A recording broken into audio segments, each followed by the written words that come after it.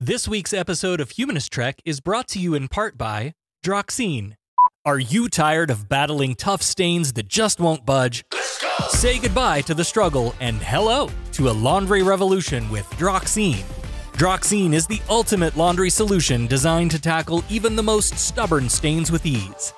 With its powerful stain-fighting formula, Droxine penetrates deep into fabric fibers to lift and dissolve stains, leaving your clothes looking fresh and bright. Droxine leaves behind a long-lasting, invigorating fragrance that infuses your clothes with a burst of freshness you'll love. Let's go! Plus, Droxine is environmentally friendly, so you can enjoy a powerful clean while being kind to the planet. And the best part? Droxine is so easy to use, even a troglodyte can use it. Say hello to cleaner, fresher clothes with Droxine. Droxine, where every wash is a win for the wealthy cloud people.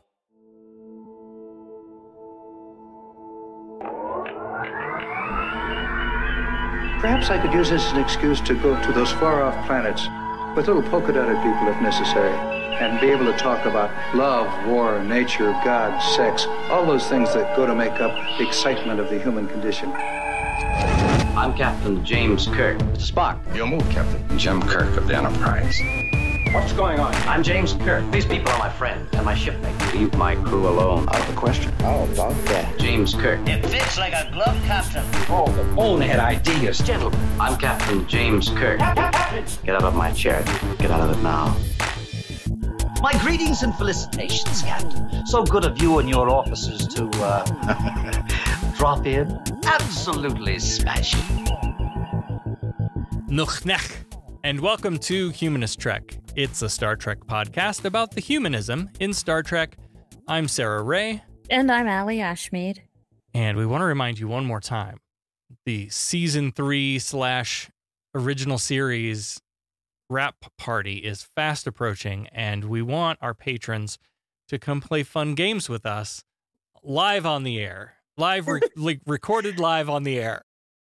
So if you're a patron in the Patreon, there is a post about this. You can go click and sign up. If you're not a patron, there's still time. You can join our crazy crew here and support us and come play silly games with us.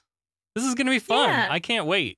Yeah, I think it'll be great to meet people, meet our fans that are actually faithfully listen to our ramblings every week. I mean, thank you so much. This is amazing. And if by this point no one has signed up, ignore all that. We're going to do something else. Also, we are a little more than a month out by the time this episode comes out to Retromania in Aurora, and everybody needs to come see us at Retromania.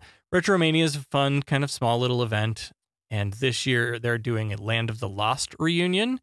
So Sid Croft, the producer, and a couple of the actors are going to be there, along with a Slee Stack. That's going to be awesome. Oh my gosh. Get our gosh. pictures with Slee Stacks. Yeah. Yeah. You definitely have to. I want to be creative this time, and we'll do some sort of costume other than a uniform. We'll do the uniform, of course, but we'll do something else too. I teased this and then I never did it because it's all still upstairs and I don't have the energy to go back up there. I need to debut to you all my next cosplay idea. Yeah. That's one that it's so comfortable. It is the most comfortable thing in the world. Oh man. Well, I want one. What is it? I think I know what it is. It is a planetarium jumpsuit. I want one. Did you do a badge? I did. I found this maker who apparently had an original from the TOS prop makers and used that as the pattern to kind of reverse engineer how was it actually made originally, and then now reproduces those. Nice. So I got one of those. It's really cool. And this thing's so comfortable that I don't know that I want to make that a permanent fixture. The patch, right? With the hand, with the dove or whatever. So I'm thinking maybe I'll turn it into a magnet or something like the comm badges, That way I can wear that jumpsuit just because it's comfy. It's cute. I think I bought it on Amazon, which I hate doing because the corporate rich bastard disease that has plagued this world. And I don't want to contribute to that because these fucking billionaires that own Amazon and rocket companies and shit represent a severe class inequality here, especially in our country. And now we have an episode all about class inequality. And that's how I got there. They're just sitting up there in the cloud. Yes. Taking our money. Yes. Fuckers. Well, it's Star Trek, the original series, season 3, episode 21, The Cloud Minders. Sir, contact with an object. It's moving toward us. No visual contact yet. Deflector is full intensity. Masuda, yes, Captain. Anything on your scanners? It's coming at light speed. Collision course. Visual contact. Anything, over? All wavelengths dominated by ionization effects, sir. All engines full stop. This episode opens on the Enterprise warping through space, and the captain's log sets up this week's mission.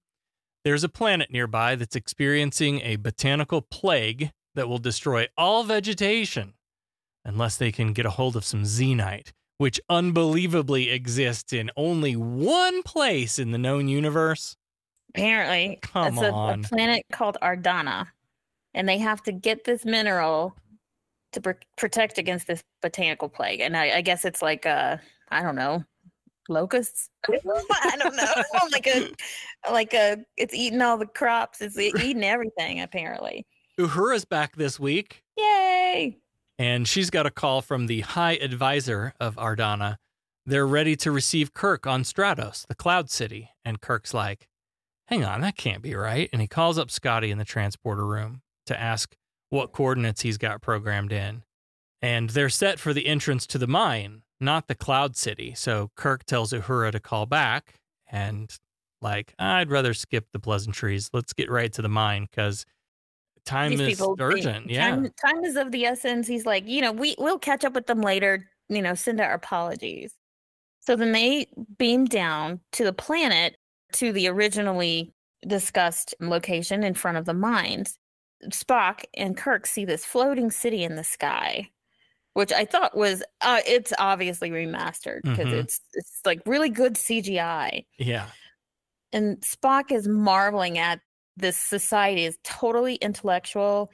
All forms of violence have been eliminated. And the people who mine the Xenite are called troglodytes, which I kept wanting to say troglodytes. That was the first thing I thought of. So on the foam rock playset, Kirk points to the mine entrance, but there's no Xenite to be found. And there's a spectacular crane shot here that brings the camera from ground level, from up behind some rocks to this elevated position looking down on Kirk and Spock, which gives the feeling that they're being watched. Very effective. Nice.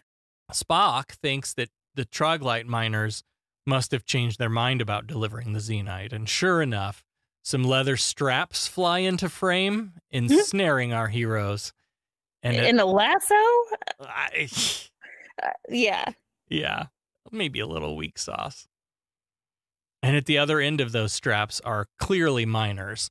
They're all wearing dirty, dusty jumpsuits, most of them wearing red, but the lead miner is wearing this bluish purple. And the visors on their eyes look a lot like the visors from the I was going to say that. I forget the Medusan episode. They have these sort of thinner, Geordie sort of glasses, but they do have glasses and bandanas.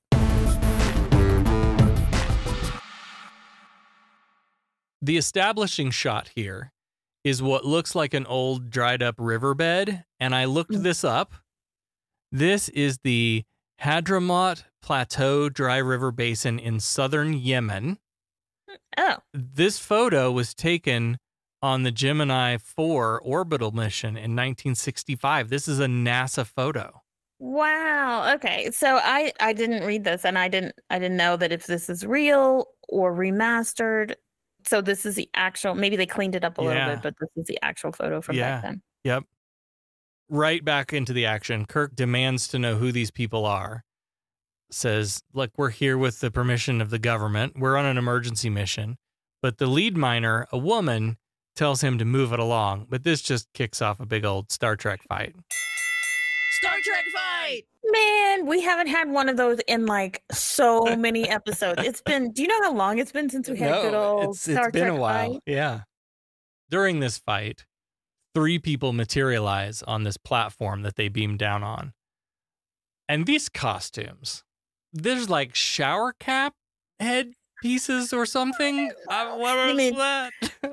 So Placis is the high whatever in the cloud, and then he has his 2 sentinels. Is that what you're talking about? Yeah, the sentinels and the hats. Yeah. Hey, they were almost done. They're like, you know, they were like close to the end of the series. So Placis yells at the troglodytes to stop, but they scurry away, and one of the guards licks a shot off that stuns one of the troglodytes. Placis says, you know, go away or leave or I'll shoot. But then he shoots the guy in the back anyway. Yeah. So I'm like, and again, I want to remind you of what Spock said, that they've eliminated violence. They sure have. Yeah. Yeah. Sure looks like it. But Placis, whatever, he apologizes to Kirk for the unpleasantness that they've experienced. And he explains that the Trogs, I'm going to call them Trogs, are really violent and they're going to be punished. But Kirk is like, fine, whatever. I just want to know where the Xenite is. It's not where we had agreed it was going to be. And then Placis talks about this group called the Disruptors. Apparently it's sort of like a rebel faction of the Trogs. And they've confiscated it and they're refusing to mine the Xenite. So their agreement for the delivery was a ruse to gain a valuable hostage, which is Kirk and Spock. And they were going to try to force the council to meet their demands. He doesn't say what their demands are, and we kind of gloss over that, but Placis invites them to the Cloud City while the Sentinels search for the Xenite. Placis is played by Jeff Corey, who guest appeared in like everything. He did not look familiar. Planet of the Apes? No, Beneath the Planet of the Apes. I guess his big claim to fame was 1969 Butch Cassidy and the Sundance Kid as Sheriff Bledsoe. I don't know it, but I don't know. He was in an episode of Murphy Brown, Babylon 5, Charmed. Okay, Charmed. I love Charmed. Santa Barbara. Roseanne. No, I hated Roseanne. War of the Worlds. The A-Team. I mean, you name it. This dude had an episode. I just need to see a picture of Newhart, Simon and Simon. He didn't look familiar. So Placis, Kirk, and Spock materialize up in the Cloud City. And as they look down at the Hadramat, sounds like laundromat, Hadramat dry river basin, Spock remarks on his fascination with the anti-gravity elevation that this city employs. They descend the stairs as Placis's daughter, this week's Star Trek sex object, arrives. Jesus, I want to make that dress. I knew you would. Oh my God. I mean, all of the costumes is beautiful material, just an absolutely gorgeous dress. Okay. She's wearing this shimmery aqua outfit. Gene loved this shit. This is another one of those like cross halter boob tops. Like it's just cupping her boobs. Like there's nothing holding it but the cross in the back. There's nothing holding it. Like if you told a costumer to literally make an over the shoulder boulder holder, this is what he would make. Yeah. This is what they would come up with. This outfit also includes a like sheer skirt and this pleated cape. Yeah. That flowed along as she walked. I was like, I am gagging for this outfit. It's beautiful. Droxine is this character, played by Diana Ewing. Mod Squad, Mission Impossible, Love American Style, Gunsmoke, and some other appearances. But she only spent about 10 years in the industry. Placis introduces his daughter as one of the planet's most incomparable works of art. She exchanges pleasantries with Kirk, And Placis introduces Spock, and she says, I have never before met a Vulcan. And Spock says, nor I a work of art. Ooh, get it, Spock. I was like, yay, finally. She doesn't have any, it hasn't given Captain Kirk a thought. It's time. It's Spock's turn. As they're talking, Placis decides he's going to show them around and, point out some artwork that's in the, I don't know what you call it, castle, palace, whatever that is. And he happens to see a miner's tool embedded in one of the pieces of art. And he's like, those disruptors. According to Placis, these disruptors are trying to keep them in constant turmoil in order, again, to force the council to meet their demands. And again, we don't know what those demands are. And Kirk, Kirk does ask what they are, but Placis says, you know what? They're completely unreasonable. Trust me. Nothing you need to be concerned about. And Kirk insists that he needs to concern himself with whatever is keeping him from getting the Xenite. Placis is going to give them a place to rest while they wait for the Xenite to be found. And then Droxine has a little chat with her dad. Yeah, they go back up that staircase, back up to the platform overlooking the planet, and they have a conversation about how unfortunate this all is with the, disruptors. And it seems to be getting worse by the day. Definitely worse as the approach of the Enterprise. So then Droxine's like, do you think that Captain Kirk and that sexy-ass Vulcan will think us responsible for all of this? And her dad is like, all this time I thought you were worried about our diplomatic relations, but you worried about your relations. Mm-hmm. Just then, two guards drag a troglodyte in, and this exchange makes very clear that we are absolutely dealing with a society deeply divided by class. This guy, this disruptor, troglodyte, whatever we want to call him, he was caught trying to leave the city. He doesn't have a transport card. Not traveling with his papers. Show me your papers. Mm-hmm. I need those papers. And so they're holding him. And then he asked the Sentinels to remove his shields, basically his sunglasses. And you can see that he is physically affected by the light. The troglodyte is just like, I'm just here to do repairs, but he doesn't have a repair permit either. So he's asking this Trog, like, what do you know about the disruptors? And he's like, I don't know anything about any disruptors. And Placis is like, well, then you need to increase your knowledge. And he says, that is not possible for a troglodyte. You Stratos city dwellers say it all the time. So here we go. They're not believing anything he says, so they're about to torture him. Placis says, take him to this thing called the rostrum, which we don't know what that is yet, but it sounds pretty bad. But it's so bad that the troglodyte breaks free and jumps off the side of the fucking cloud building. Like an Acme cartoon Bugs Bunny character plunging down to the planet. So whatever the rostrum was, he would rather face death than to do that. So he basically kills himself. He plunges to the planet, and all Placis says is, how unfortunate. Yeah. Meanwhile, in the guest room, Kirk appears to be napping while Spock meditates in a chair, and we get a Spock voiceover describing a very familiar haves and have-nots situation. Have we ever heard his inner thoughts? I mean, we've heard it. Well, we've heard a captain's log, obviously, but we've never heard him just sitting and thinking. These are like Spock's inner thoughts as he's like reflecting on meeting Droxina and what's her name? Droxine. And it sounds like a drug. Which is a horrible name. Take 500 milligrams of Droxine. Or it sounds like a cleaner. Tough stain, use Droxine. I mean, so it's a terrible, this is the ugliest name. I'm sorry, but it's an ugly name. It's a terrible name. In his meditation, he talks about how she's as beautiful as her name. I'm like, well, Jesus Christ. Mm-hmm. Because he's saying this troubled planet is a place of the most violent contrast. Those who receive the rewards are totally separated from those who shoulder the burden. It is not a wise leadership.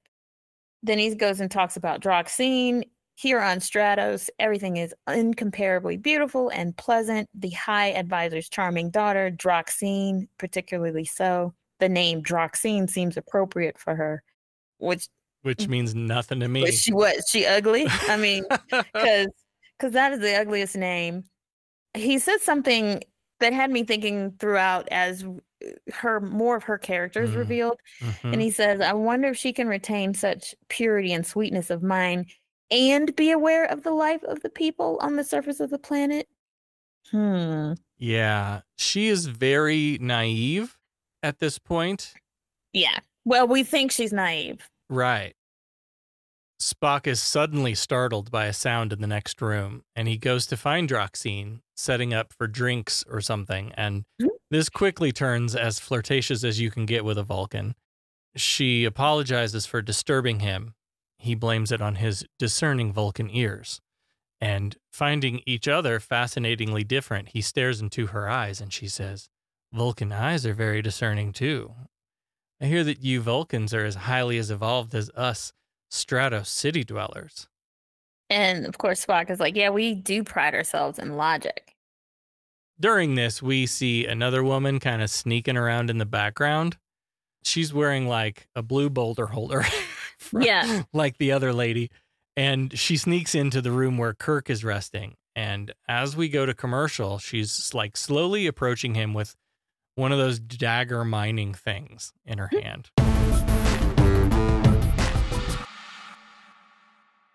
So they're both getting a little action. When we come back from the break, Kirk wakes up suddenly, light sleeper, I guess, and grabs her arm and he pins her to the bed. And he's like, oh, it's you. And it's the woman who had initially attacked him down on the planet in front of the mine. And they struggle, foreplay, whatever you want to call it. He thinks it's foreplay. She's not enjoying it. He's got her pinned down and she demands to be released. And he's like, why? So you can attack me again? I'm not stupid. And yeah, she's like, fine, then you could, if you're afraid, you could call the guards if you're a scaredy cat. And Kirk's like, oh no, I'm not afraid. In fact, I kind of find this rather enjoyable. Very flirtatious, sort of, And he says, I'll make a deal. I'll let you go if you promise to behave, but I need your word first. She's like, fine, I'll answer your questions. As soon as he lets her go, she fucking grabs the weapon and tries to kill him again. So then they switch back to Droxine and Spock, and they have already moved on to discussing Ponfar. So they've moved quickly. She's like, hold on. If we hook up, we'll only be able to fuck once every 7 years. That's it? She's like, are you sure there's nothing that could, I don't know, maybe disturb that cycle in a more frequent sort of way? And Spock sits down next to her and says, well, extreme feminine beauty is always disturbing, madam. What's really crazy is Kirk and this woman are fighting in the next room. And he's supposed to have this. He didn't hear shit. He's supposed to have this great hearing, and he doesn't hear anything. But he's distracted. I get it. Very distracted. He's showing a lot here. Surprisingly. In the other room, though, Vanna and Kirk, this lady's name is Vanna, and she didn't come there to kill him. She just wants to take him hostage.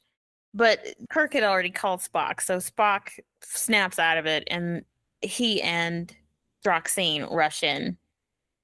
And Droxine and Vanna know each other. As it turns out, she worked in Droxine's father's household, so she's sort of like a servant of some sort. Kirk says he's learned a lot from Vanna in a short time. Apparently, the Troglodytes believe that the Enterprise is here to intimidate them. And despite his efforts to explain that they're only concerned with Xenite for this, super serious emergency mission that we're on, Vanna doesn't buy it. And this is where we really got a demonstration of just how sheltered and naive they want us to think Droxine is. Vanna says, the Troglodytes have as much right to the clouds as the Stratos dwellers. And Droxine's like, but Stratos is for advisors and studiers, smart people. What the hell would you people do here? She says, what would troglodytes do here? Take that word out and put it insert any marginalized community in there. What would Black people do here? Or what would LGBTQ people do here? Or what would Latino people do here? Yeah, just whatever. And what would we do there? Vanna says, we would live in sunlight and warmth as everyone should. But Droxine says they're cave people. Their eyes aren't accustomed to light, just as their minds are not accustomed to logic. She's calling these people savage in so many words. Basically. And she doesn't even see anything. The thing that makes it so dangerous is that she's not doing it with any vitriol. Mm-hmm. She's saying this as if this is the way it is. Yeah, and she hasn't broken the code yet. And I was really hoping that she would by the end of this episode. Yeah. Yeah. Right. She has the cause and effect mixed up. She thinks they're kept in caves because their eyes aren't accustomed to light and they're not smart enough. But it's the other way around. Exactly. Even Kirk is like, you don't actually deny those people sunlight and warmth, do you? That's like a crime against humanity. Like, you can't do that. All life needs that. And she reasons again. She's like, they're workers. Surely you must be aware of that. They mine Xenite for shipment until the soil. Then we can't do that up here. So somebody's got to do it. Mm-hmm. Why not it be them? And then Spock jumps in and says, so they do all the hard shit that nobody else wants to do. And then they aren't allowed to share in its advantages while you guys sit up here on your cloud, basically. Mm-hmm. They try to make an effort here to get Droxine woke to the plight of the troglodytes, but she just cannot see past what she's always known. She says the complete separation of toil and leisure has given Ardana the perfectly balanced social system. Why would we change it? That part. Mm-hmm. I don't see anything wrong with it. I'm not having a problem with it. Yep. Why do we need to change it? And then for them to call it perfectly balanced social system, balance for them, this is just privilege and ignorance and willful, I guess. Like, it's privilege. Yeah. Vanna has been taken away and strapped to this large obelisk-looking thing. And when she refuses to name the other disruptors, in fact, she outright denies that these disruptors even exist. This device lights her up. And apparently Droxine is there now because she's watching this happen. Yeah, so she's not like complete. That's why I don't think she's that naive. She knows exactly what's happening. And again, it's always been this way. It sure is violent for a non-violent people, no shit, isn't it? Mm-hmm. In this next scene, there is on a little stand. Do you remember back in the day, there was this was like a trendy thing in these guest quarters. It's like one of these, it's like a kind of like a lamp looking thing, but it's like fiber optic. Right? You remember those? In the 80s. Yeah. So there's one of those sitting on this little stand. Yeah, those fiber optic plastic things that light and change color. Man, they were huge in the 80s. Mm-hmm. 80s. Yes. Everyone had a lamp that did that. And this, like, these little fiber optic things kind of start to shake, and you can hear the rays of that machine still going. Right. And Spock and Kirk are in the room, and he's next to the fiber optic thing, and they show it like shaking, and then they just continue to sort of have a conversation. Spock explains that troglodyte is an abbreviation of troglodyte from old Earth, meaning cave dweller, and Kirk's like, yeah, I should have realized that. I mean, I even knew that from the first time I heard it. Yeah. That's why I kept wanting to say troglodyte, and then later, and when I got to this, I'm like, oh, that's why. Why didn't they just call them troglodytes? Right. That's when they hear, as they're talking about that, that's when they hear a scream from Vanna, and so they rush out to see where the screaming's coming from in this nonviolent society. Right. And so upon seeing this torture, Kirk calls it off. Placis and Droxine both make arguments here that amount to, we beat slaves because they're stupid and violent, and that's the only thing they understand. And Spock's like, yikes. Spock says, violence in reality is quite different from theory. Is it not, madam? And Droxine says, but what else can they understand? And Spock's like, holy shit, lady.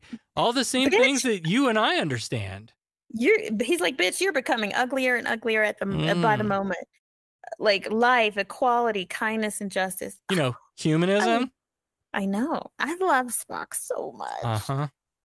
But then Placis, again, with these arguments, and I think it's just important to read what they say, because all of these things we hear daily or a lot. Placis is like, troglodytes are not like us. Basically, they're not like stratus dwellers. They're a conglomerate of inferior species, The abstract concepts of an intellectual society are just beyond their comprehension. When Kirk points to Vanna as one who seems to have understood those concepts, Placis explains that she was brought here to serve the royals, like the Sentinels. They've gotten more training than the other, at which point no one says, oh, so they can be taught? Yeah. They don't want to see it. I mean, it's serving their purpose. Why change? If it ain't broke, don't fix it. And these pesky disruptors just need to go away.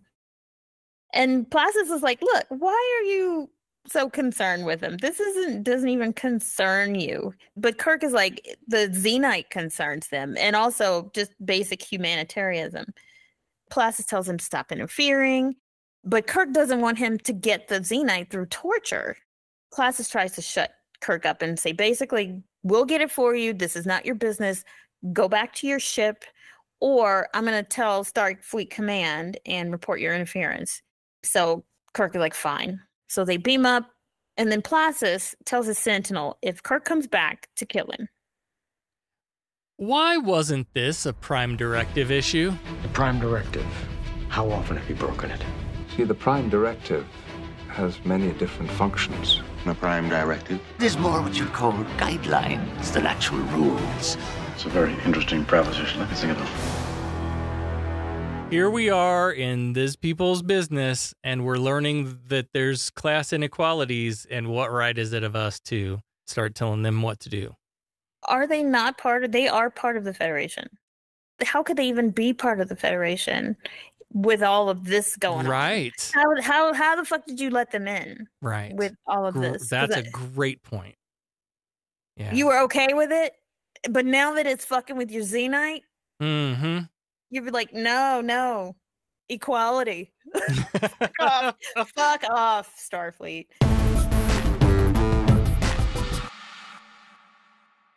Back from the break, a captain's log updates the situation. 8 hours have passed, and the plague on Marek 2 is spreading rapidly. There's 12 hours on the clock. Uhura calls Starfleet with an update, and Kirk doesn't believe Placis will be successful, so he's considering interfering and winning the confidence of the Troglodyte leader himself. Reason with her. This next McCoy v. Spock argument felt really weird to me. I don't know if you felt this way too, but I also have a question about consistency. McCoy says that the Troglodytes are mentally inferior, intellect ratings almost 20% below average. So he doesn't think reasoning with them will be easy. And Kirk says they have accepted personal sacrifice, a common cause. Mentally inferior beings aren't capable of that. And Spock's like, but they're all the same species. The cloud people and the minor people all originated on this planet. Didn't Placis say earlier that the Troglodytes were a conglomerate of inferior species? Yeah, he did. He did say that, actually. Can we trust what Placis says, though? No. I mean, I don't know why if that's the case, then Spock should have called him out right then and said, dude, you're the same species. But I don't think he said anything. So, internal consistency aside, let's say they're the same species. Spock says that it's a basic biological law that all beings originating on the same planet would evolve similarly, both physically and mentally. Spock said that? And then McCoy comes in with the facts. McCoy's like, basic evolutionary biology tells us that different environments affect the same species in different ways.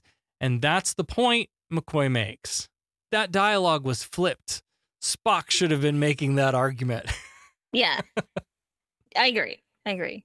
they're the same species. There's obviously like intellectual, mental capacity, inequality, and it's got to be environmental. So McCoy talks about that it could be that the exposure from the gas that's emanating from xenite is what's deteriorating their mental function. And this would explain their decreased mental capacity. But somehow he knows already that it can be reversed, regardless of how long they've been exposed. So they've grown up there their entire life in the mines, but he knows that, just take them out of it and they're fine. But that's what's making them aggressive and stunting their mental capacity. Well, there's no way to neutralize the gas, but a filtered mask should do the trick. A mask. Here we go with fucking masks again. Who's got COVID this time? What was that called? Pneumococcal COVID or something? What was it called? Synthococcus. Yeah, Synthocovid.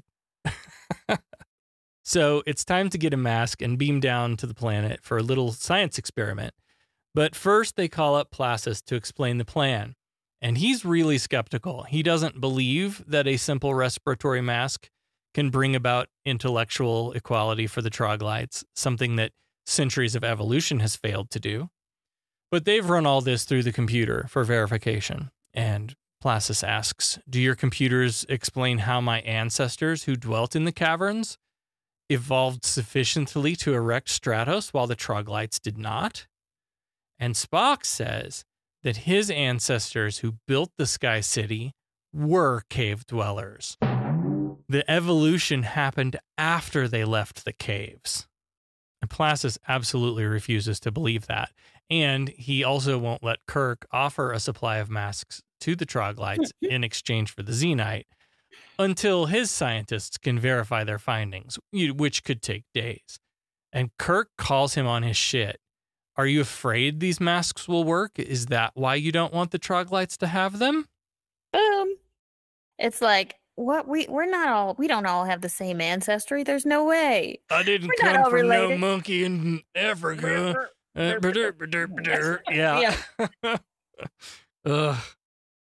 That sets Placis off, so much so that he basically tells Kirk to stand down and hangs up the phone. McCoy speaks a great line here. He says, it's pretty hard to overcome prejudice. Put some pins in that. Wow, I can't believe he said it. McCoy, of all people. The most prejudiced person. And honestly, though, gosh, let me think. In the last few episodes, he's been on his best behavior. I don't think he said anything. No? Particularly racist, maybe in the last 2 episodes. Kirk decides to disobey the orders from Stratos to stand back and stand by or whatever. And beam down to... Nice. I just... Nice. And, is it January 6th? Yeah. And beam down to Vanna's confinement quarters to try to convince her, give her something to help her people and hopefully win both her trust and the xenite. Spock points out, here we go again. Spock points out that under the laws of this planet, if they were to apprehend him, if he would get caught, they could put him to death. Again, these people make themselves out to be this highly evolved society and, there's no violence, but they have all this torture and the death penalty too. Yeah. Yeah, I think they know at this point that whole nonviolence thing is bullshit. And of course, Spock does this thing that he always does is, hey, let me go instead. Yep. I'm the first officer. I'm expendable. And Kirk is not having it. Since they are going to be going against government orders anyway, he's going to take it. Is this the starts of... So in the Next Generation, OSHA has been established and some new policies have gone into effect. And the new policies are the captain doesn't just beam down every episode, right? Yeah. And so you get a lot of that with Picard and Riker, where Riker's like, you're the captain. You need to be here on the ship. I'll go handle the away mission or whatever. This is kind of this feels like the starts of that. Yeah. Spock trying to, and it's been a couple of times where Spock has been like, no, let me do the thing so that, you don't have to. And I I guess in the past, I just thought, oh, he's just being a good friend, doesn't want anything to happen. But he's probably following procedure like he should. Right. Yeah. So they beam Kirk down directly into her cell. This weird cell doesn't look very secure because those bars, the pool noodle bars on the door. Yes, like they're shaking because they're just, you could like literally push and walk right through them. Yeah. But anyway, he says he brings Vanna a gift, and he starts telling her about these dangerous gas in the mines that is what's affecting the troglodytes. And if they wear the mask, this will prevent any damage. And she's like, gas? I've never seen any gas. And she can't believe that something that's not seen or felt can do so much harm, which he totally calls her on a few times later. Yeah.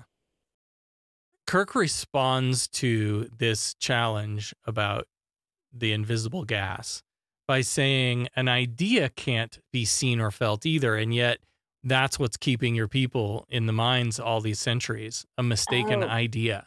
That's nice. Nice, Kirk. Deep.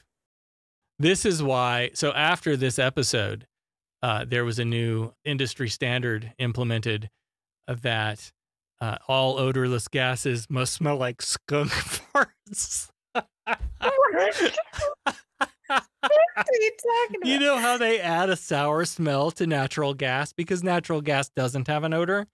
Do they add that? Or Yeah, it's added. It That. is added at the gas factory. Oh, I didn't know that. Yeah. That's why you can smell it, because it naturally it wouldn't have an odor, but because it's so like dangerous, it'd blow your fucking house up. They add skunk fart smell. I want to be on that research team. Let's get as close to skunk fart as we can. Right. I didn't know that. That's a really cool thing. Yeah. Huh. So when we have a gas leak, we know. Right.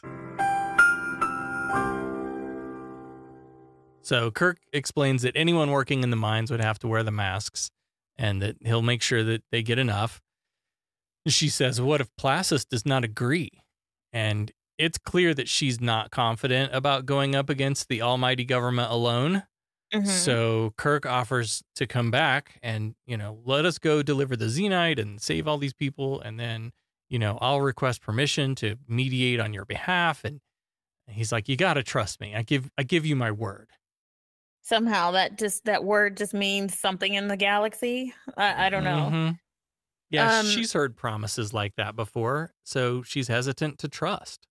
Of course.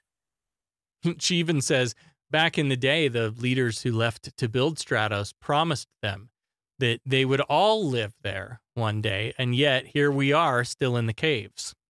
Right. And then she's like, fine, I'll trust you. But then she tells them that the Xenite that they're looking for is deep in the caves and only known to troglodytes. And she'll take him there. But you need to trust me, not just me trust you.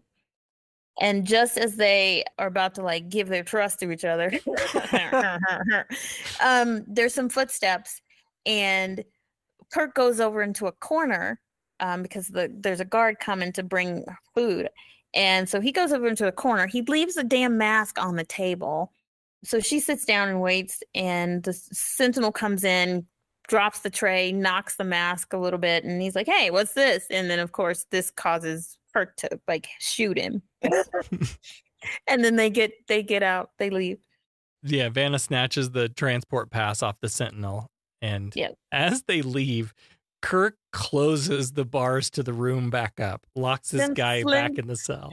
Them flimsy-ass bars, like you said, I think they are pool noodles or something. On the surface, they go into the caves, and around a corner, Vanna picks up one of those mining tools from a rock and taps it 3 times, and a couple of miners jump out of the shadows, happy to see her. Quick hellos, and then Vanna says, oh yeah, I brought a hostage. Seize him. Double crossed. And I was kind of like happy she did it and sad at the same time, because I'm like, she's not one of those women that Kirk managed to sweet talk. Yeah. So that was like, yay. But then I was like, nah, dang it. She doesn't trust him. She doesn't believe this mask nonsense any more than a bunch of red hats during a global pandemic. Kirk tries to argue, like, look, these masks are your freedom. But she's got Kirk and his heater, and that's freedom enough for her. She, got to have weapons. And Kirk's like, well, they're going to find me. They're going to come for me. But she's like, not without your communicator. And Kirk's like, yeah, they're still going to come.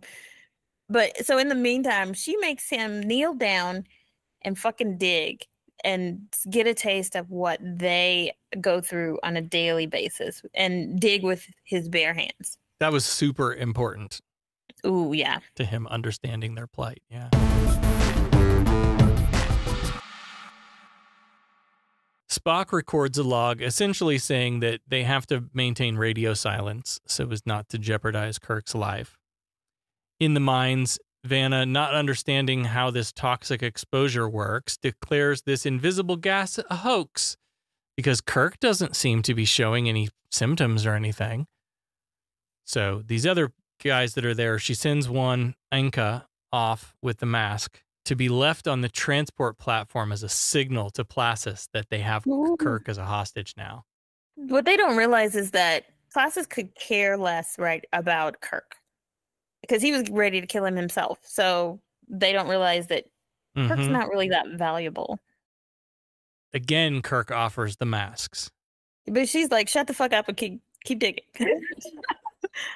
And they plan to keep him in the mines until they live in Cloud City. Every time I say Cloud City now, I think of you earlier saying, was it a castle? Was it a whatever? And when I think of that now, I think, here is a castle on a cloud. I like to go there in my sleep. You don't know that? That's from Les Mis. Castle on a Cloud. Oh, man. I haven't seen it. I think we sang that every year for competition when I was in school. God. Yeah. That's all I can think now. Kirk decides to keep her talking. Like, how long do you plan on keeping me here? That kind of thing. I think he's just distracting her because he jumps her. And next thing you know, she's on her back and he's on top of her again. Oh my. And he gets the phaser and he shoots a rock entrance and seals them in. This was fucking great. The look on her face, she is astonished that he would do this. What with the whole, we don't have air to breathe in here and we'll die. And Kirk's like, what? Die from something you can't see? No way. Oh, yeah. He whips out his StarTAC and he calls up Spock, who has been waiting for the signal and is ready to beam up the Xenite. But there's a change in plans. We still don't have the Xenite. And none of these people above or below ground feels like cooperating. So he gives Spock the order to locate High Advisor Placis and beam his ass into the mine without warning. I'm really surprised, though, like in other episodes. Okay, they're in a cave. Mm-hmm. Like normally, we can't scan through the cave signal. To get a lock. Right. Yeah. We can get a signal, and suddenly they have they can beam people in and out, and they can talk on the StarTAC too. They can beam people in and out, but they can't find the Xenite and beam it out. I know. Do a scan. Right. Like seriously. So Spock agrees to carry out his instructions. And Vanna's kind of shocked. You're going to CO Placis in here too? And he's like, yep. Kirk's like, I've got a little science fair project I've been working on that demonstrates the effects of this invisible gas that you refuse to believe in. I just need a few minutes to get my little trifold display board set up. So back on the bridge, Spock is talking to Scotty, and Scotty's like, you want me to what? Yeah, beam the High Advisor down with no warning. And Scotty's like, I want to see his face when we do that. And so Spock's like, well, we'll get that opportunity. So they're trying to isolate him, and they get him in the council gallery, but he's talking with his daughter, so he's not completely alone. She's upset, and she doesn't want to kind of fess up that she's upset. And she's wondering about Spock. Is my crush ever going to come back? Yeah, basically. Placis says he's seen to it that they'll never return. And she's like, well, this whole Xenite thing was pretty important. That'll probably, that should bring him back. And Placis promises that they'll deliver the Xenite, even if they have to kill every last dirty troglodyte. Peaceful society. Mm-hmm. Yeah, no violence at all. And she's totally okay with this. Like, she's oblivious. This is how things have always been. Right. And that's comfortable. Mm-hmm. But Droxine, I think, is starting to see the light now. She's starting to think maybe Kirk does have a way to undo the damage from the mines. And she starts to voice this, but her daddy doesn't want to hear it. He says he knows nothing except how to destroy our power and our society. And he forbids her from speaking of Kirk again, or even to think of him. And she's like, actually, I was kind of thinking of Spock, the other one. He really let it slip here, though, didn't he? Our power and society. He knows he's in this privileged position and does not want to give it up. Sound familiar? Yeah. 100%.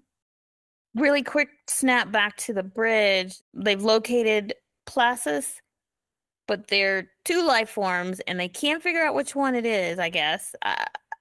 So they said to wait. This is another one of those it works when we need it to deals. Yeah, the convenient, it doesn't work because it doesn't work with the storyline. Right. So there's two figures. They know how do you know it's him? I say beam them both. Who cares? Right? But no, they will wait until they separate. But then they switch back to Droxine and her father, and that's when she says, well, I wasn't thinking about Kirk. I was thinking about the other one with the exquisite ears. She's got an ear fetish. That's interesting. But Placis is like, he's the same as his friend, And she's like, I was just thinking about him, and I wonder if I just called out to him, stood here on the balcony and called out to him, would he somehow hear me? A sentinel comes in and says that Vanna has escaped, basically, and that it was Captain Kirk that helped her escape. And he's like, see, I told you. But she's like, but they're desperate. She justifies their actions by understanding that they are desperate, and that she understands that these are acts of desperation, I think is starting to show the shift in her character. Yeah. She's not wokety woke yet, but she's on the road. And she asks her father, are we so sure of our methods that we never question what we do? Yep. I still didn't like her but yeah. Yeah, so she's starting to get it now. Wake the fuck up, but I didn't like her. I already didn't like her. Placis tells her to go play her music, go, do something girly, and get out of my hair. When she's questioning him about, like, should we question what we do? And then now they have him alone. So Spock immediately calls Scotty and says, get him, basically. And so Scotty has to beam him to the transporter pad only for a split second and then beam him down to the cave. That I thought was consistent with what we've seen so far. Yeah. That they can't just beam you, from one place on the planet to another. Yeah, because if they could, then that's a whole new technology that they haven't. They discover that by Next Generation, though. Yeah. So Scotty's like, I got a good look at him. He looked pretty pissed off. And Spock says, oh, well, I'm sure the captain will employ his usual diplomatic balm. That was sarcastic as fuck. I even looked at Spock's face, and he raises his eyebrow. Mm-hmm. Yeah. And of course, Placis is pissed as he's like materializes in the cave. He's like, you can't abduct a planet official, and you're going to pay for this and all this stuff. And Kirk lets him know what his plan is. His plan is to basically make sure that he's under the effects of the gas, just like everybody else is. And Placis still doesn't believe that there's any effects. He's like, I've been here nearly an hour and I'm fine. So Kirk's like, well, maybe you need closer exposure. Dig, motherfucker. Get on your knees and dig. So he makes him and Vanna dig. So Spock calls down to check on him. And Kirk is like leaning against the rock with this like crazed look on his face with the phaser in his hand. And I'm like, uh-oh, he's been down there too long. Because he's like, Kirk tells Spock, you know, your orders are to stand by, just carry them out. And he hangs up on Spock. I think he's being affected too by the gas. Vanna's getting faint and blames the lack of oxygen, and Plassus agrees and demands Kirk beam them all out. But Kirk just steps to the advisor and commands him to dig. This escalates to name-calling and a bitch slap across Plassus's face. And then we have another Star Trek fight! Plassus attacks him with the two digging tools. I guess they call them mortai. They're wrestling on the ground. Vanna grabs the communicator that Kirk has dropped, and she calls the Enterprise for help. And she's like, help. I don't know how this thing works. Somebody help. But Spock answers, and she's like, please, they're going to kill each other. Spock activates the transporter. He beams all three of them onto the pad, and Vanna immediately collapses. As they materialize on the transporter pad, they still have their hands at each other's throat. Nobody notices that she just fucking passed out, though. Back on the planet, Droxine tells Spock she doesn't like filters or masks. Maybe the word protector would be better. And Spock's like, well, it's less technical and therefore less accurate, but call it whatever you want, I guess. Remember earlier when McCoy said it's hard to overcome prejudices? Plassus is finding it very hard in this moment. Vanna is there, and she's ready to make good on her agreement to deliver the Xenite. And Plassus is like, agreed? That's not a word in the troglodyte vocabulary. Vanna says, the captain will have his Xenite. And Plassus says, well, no thanks to any agreement by you. It had to be obtained by force. And she says, yeah, and that's the only way we can get what's due to us. Plassus says, what about your education? Was that by force? And she rightly reminds him that her education served his purposes at the time, not hers. Kirk promises that the masks will change the troglodytes. They'll no longer suffer from retardation or emotional difficulties. Plassus thinks they will all be just like Vanna, ungrateful and vindictive. Vanna's like, yeah, well, we're just getting started on our demands. And as the Sentinels carry containers of Xenite to the platform for transport, Bernie comes around a corner and declares the obscene level of income and wealth inequality in America is a profoundly moral issue that we cannot continue to ignore or sweep under the rug. The 1% will start to pay their fair share. I love it. Meanwhile, Spock and Droxine are off to the side having their own little moment. She's afraid to leave the beauty and comfort she's known all her life here in Cloud City. But Spock points out that to truly experience the beauty of knowledge, you must experience all that there is to experience. So she resolves to go to the mines. And she asks if Spock's planet is like this one, and he says, it is not. No. And she, of course, wants to visit, and he's like, yeah, sure. Yeah.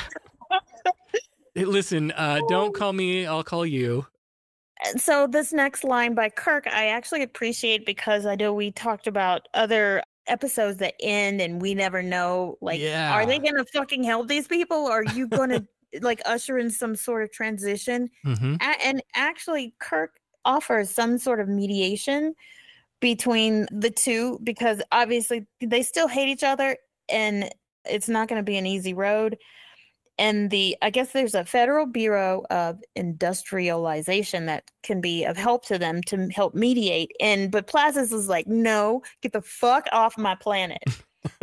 As long as I rule, I don't want to see your face. So he's like, Kirk's like, believe me, I don't want to come back here either. So, and then they start arguing again. They levy charges against each other. Well, you did this. Well, you did that. And it's Vanna that steps in, surprisingly, and suggests that perhaps they forget the incidents on both sides. Kirk and Plassus agree to this, and now it's time to get the Xenite delivered. Kirk says, I believe we only have 3 hours left, and of course Spock has to correct 2 hours, 59 minutes to be exact, Captain. Beam us up, And off we go to the next adventure. Boy, I'm sure glad that's over with. I'm happy the affair is over. Me too. A most annoying, emotional episode. Yeah, but you know, I learned something today. When dreams become more important than reality, you give up travel, building, creating. One jealous god, if all this makes a god. By sparing your helpless enemy, who surely would have destroyed you, you demonstrated the advanced trait of mercy. Frankly, I was rather dismayed by your use of the term half-breed. You must admit, it is an unsophisticated expression. I liked this one too. This was a good episode for me. It was surprisingly good. And I think the class division shown in this episode is more true today than it was even then. 100%. And is only getting worse. And we are talking about it. It, like, even talking about it today, calling it out is doing no good because everybody's comfortable with, like the people at the top. The people who could change it aren't going to vote against their self-interests. Absolutely not. Yeah. And this is exactly what's happening.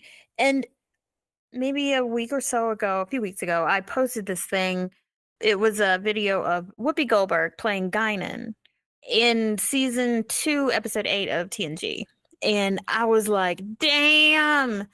She was talking about data. She was talking to Picard at the bar, and they were talking about data was a specific subject. Well, consider that in the history of many worlds, there have always been disposable creatures. They do the dirty work. They do the work that no one else wants to do because it's too difficult or too hazardous. And an army of data is all disposable.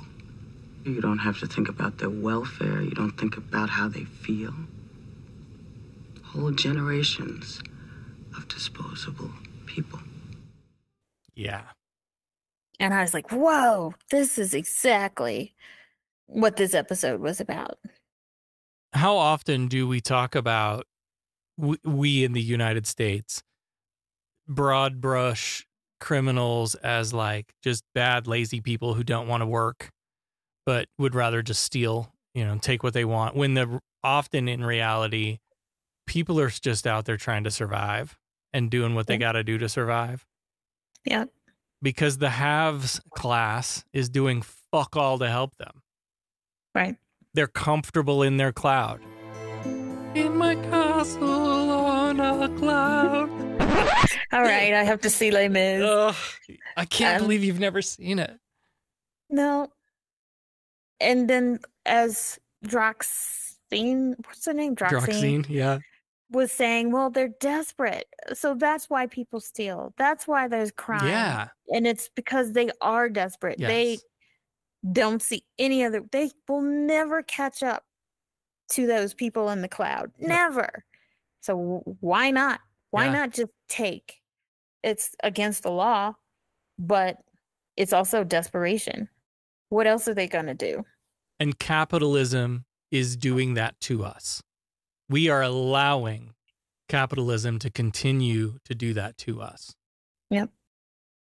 When Droxine says the complete separation of toil and leisure has given Ardana this perfectly balanced social system, why should we change it? This is the, the ruling owner class will never change the system to benefit the working class because it will disrupt their own benefit.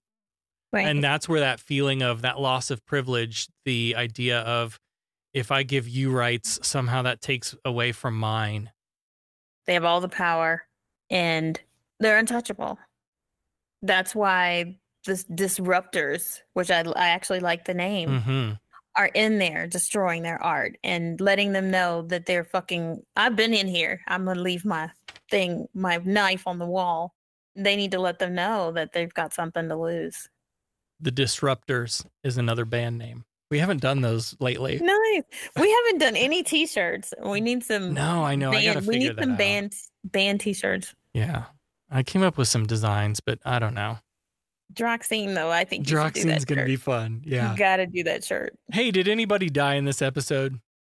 One died in this episode. Wrote a rhyme about it. Want to hear it? Here we go.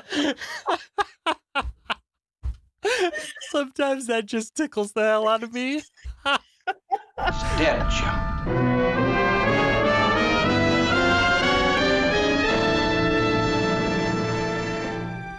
We are assembled here today to pay final respects to our honored dead. A troglodyte captured in the cloud. No transport card or permit for repair. He was questioned by the cloud minders. He had no reason for being there. Contrary to belief, he was not inferior. He chose death over torture. He jumped off the balcony and made that his departure. Oof. I'd forgot about that guy. I know. I just forgot about him too. I'm like, did someone die? Yeah. But his death was symbolic, that he chose death rather than to give up his comrades. Well, I still can't help but think of Wile E. Coyote flying through the atmosphere, heading towards the Earth, only to leave a coyote-shaped hole in the ground where it lands. Coyote crater. And on that note, we'll take a moment to thank our patrons. Let's get right to business. Fine, I'm authorized to pay an equitable price. Federation has invested a great deal of money in our training. They're about due for a small return. Listen, we pay off percentages. We're entitled to a little service for our money, huh? Is this the way your citizens do business? Their right of petition? They pay their percentages and the boss takes care of them. Is there anything else? We want to thank everybody who supports the show, but we especially want to thank our founding admirals. A special thanks to Russell, Allie, Peter, Sarah, and Sherry. Thank you all so very much. And now, as usual, here's another character bit or funny clip of Allie or I trying to pitch you on becoming a patron. Well, hello there, interstellar wanderers. Guinan here, your favorite purveyor of wisdom and cosmic cocktails. Now, I've got something to tell you about a little podcast called Humanist Trek. I know. I usually deal with real-life space-time drama at 10 Forward, but this one's worth a listen. You see, they're on a mission. Laughter, exploration, and all that jazz. First off, leave a review, share the love like it's a secret ingredient in a warp core breach. Spread it around, and let the galaxy know what's what. For those feeling a bit more philanthropic and just wanting to splurge some Federation credits, become a patron. It's like having a backstage pass to the holodeck, but better. Early access to episodes, exclusive merch that's cooler than a Ferengi's profit margin, and bonus content like personal logs. Imagine Spock, but funnier. Oh, and did I mention reactions to those very short treks? It's like watching Klingons try to line dance. Pure entertainment. So it's time to join the fleet. Do yourself a favor. Head over to patreon.com/humanisttrek. It's the cosmic investment in laughter and the kind of support that makes the universe a brighter place. Trust me, it means a lot to them. And hey, it might just brighten up your journey through the stars too. Cheers. I assume you're loitering around here to learn what efficiency rating I plan to give your cadets. Trainees, to the briefing room. Is that all you gotta say? What about my performance? Aren't you dead? I don't believe this was a fair test of my command abilities. There was no way to win. There's no correct resolution. It's a test of character. Now, what is that supposed to mean? I am understandably curious. May I ask you a question? Who's been holding up the damn elevator? Becca is back with us now for the answer to this week's Starfleet Academy Cadet Challenge for the Cloud Minders. Remind us all what the question was. Jeff Corey, who played Placis, was also a director and teacher. In fact, he was an acting instructor for which regular TOS actor? I said Jimmy Doohan, and Allie said George Takei. Okay. And the correct answer is... That you were both wrong. Damn it. Incorrect. It was Chekhov, wasn't it? Nope. You're still wrong. It was Leonard Nimoy. Wow. Oh. No kidding. Wow. All right. Well, there you go. Stumped us again. Wrong. Bitch. All right, next time on Humanist Trek, we'll be reviewing Star Trek, the original series, Season 3, Episode 22, The Savage Curtain. 3 episodes left. We're almost done. I know. Kirk and Spock are forced into a battle of good and evil. And the only thing I remember about this is that this is where we see President Lincoln. Oh, okay. This is that episode. Is this the one where there was a rock monster? Yeah, I believe so. Okay. Yeah. This is the episode that they did a reenactment of on the cruise last year. All I right. think. When you say rock monster, my brain goes, rock monster! Rock lobster. No? Oh, yeah. Okay. I think is this the one with the rock monster? I think it is. But there's only 3 episodes left. It's got to be. I don't know. What's our question for the Savage Curtain? Lincoln tells Kirk there is no honorable way to kill, no gentle way to destroy. Okay. There is nothing good in war except its ending. Is this line taken from an actual Abraham Lincoln speech, or is it fiction? Fuck. Is this it's a true or false? Yeah. Yeah, it could be restated as, this is a Lincoln quote. Is that true or false? This is real. I'd say it's real. I think it is too. I think this is a genuine Lincoln quote. All right. Well, that was easy. If you want to play along, head over to your social media, share this episode with your answer and the hashtag Starfleet Challenge, and we will pick out a winner. Next time on Humanist Trek, Star Trek, the original series, Season 3, Episode 22, The Savage Curtain. Diftor Hech Smoosma. Kapla! Humanist Trek is available wherever you replicate your podcasts. Follow us on all the social medias at Humanist Trek. Become a patron at patreon.com/humanisttrek. Open hailing frequencies to podcast@humanisttrek.com and visit our website, humanisttrek.com. Humanist Trek is a production of Sarah Austin Media.